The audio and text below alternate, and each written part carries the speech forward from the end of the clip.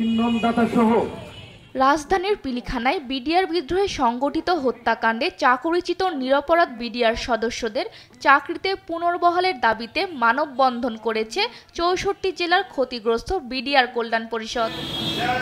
রোববার সকাল ১১টায় নরসিংদী প্রেস ক্লাবের সামনে পিলখানা হত্যাকাণ্ডের ঘটনায় ৩ দফা দাবিতে মানববন্ধন করেন ভুক্তভোগী ও স্বজনরা। এ সময় তদন্ত কমিশন করে পিলখানা হত্যাকাণ্ডের মূল রহস্য উদ্ঘাটনের দাবি জানান তারা। সমস্ত কিছু চাপিয়ে দিয়েছেন বিডিআর বাহিনীর উপর, যা আদৌ এই সুশৃঙ্খল বাহিনী দ্বারা এই ধরনের হত্যাযজ্ঞ চালানোর দুঃসাহস করে না। ফলে এই ভারততুষ্ট সরকার এভাবে দেশকে ধ্বংস করে, এভাবে বাহিনীকে ধ্বংস করে সেনাবাহিনী এবং বিডিআর এর মধ্যে একটা বৈষম্য দূরত্ব সৃষ্টি করেছিলেন। বিভিন্ন মেয়াদে সাজা প্রদান করেছে এবং বিভিন্নভাবে জেলে বন্দী করেছে এবং চাকরিচ্যুত করেছে। আমরা অবিলম্বে জেলবন্দীদের মুক্তি চাই, পাশাপাশি সকল বিডিআর তাদের সকল সুযোগ সুবিধা সহ যেন চাকরিতে পুনর্বহাল হয়, সেই জন্য আমরা দাবি জানাচ্ছি। তারা জেলবন্দী তাদের মুক্তির জন্য দাবি জানাচ্ছি। ৫৭ জন সেনা অফিসার ও বিডিআর সদস্য সহ ৭৪ জনকে হত্যার বিচার দাবি, চাকরিচ্যুত ও ক্ষতিগ্রস্ত বিডিআর সদস্যদের চাকরিতে পুনর্বহালের দাবিতে মানববন্ধন হয়েছে নড়াইল প্রেস ক্লাবে।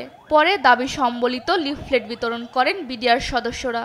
পিলখানা নির্মলভাবে হত্যাকাণ্ডের শিকার ৫৭ জন সেনা অফিসার সহ ৭৪ জন হত্যাকাণ্ডের পেছনে দায়ী ব্যক্তিবর্গ এবং নেপথ্য নায়কদের চিহ্নিত করে অতি দ্রুত দৃষ্টান্তমূলক শাস্তি নিশ্চিত করা এবং যে সকল বিডিআর সদস্য এখনও কারাবন্দী আছে এবং সাজা শেষ হয়ে জেলখানায় আছে এবং যারা আদালতে বেকসুর খালাস পেয়েছে তারা জেলবন্দী তাদের মুক্তির জন্য দাবি জানাচ্ছি।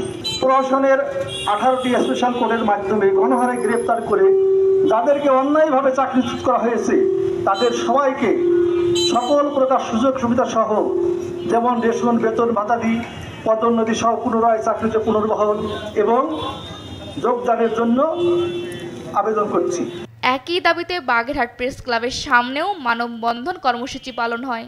পিলখানা হত্যাকাণ্ড ঘটেছিল ২০০৯ সালের ২৫ ফেব্রুয়ারি, কিন্তু আমাদের আতঙ্কের ভিতরে ফেলে দিয়ে ২৬শে ফেব্রুয়ারি সকাল ৯টার পরে আমাদের ঢাকার বাইরের সকল ইউনিটগুলো থেকে সেনা অফিসাররা ওনারা নিজ নিজ ইউনিটে প্রত্যাখ্যাপন করেন। পরবর্তীতে আমরা আতঙ্কিত হয়ে আত্মরক্ষার জন্য, সরকারি জানমাল হেফাজত করার জন্য আমরা অস্ত্র হাতে নিয়ে ইউনিটকে নিরাপত্তা নিশ্চিত করেছি। সেটাই ছিল আমাদের অপরাধ, আমরা তো কোনো বিদ্রোহ করে নেই। মানববন্ধন হয়েছে জয়পুরহাট, নেত্রকোনা, মাগুরাতেও।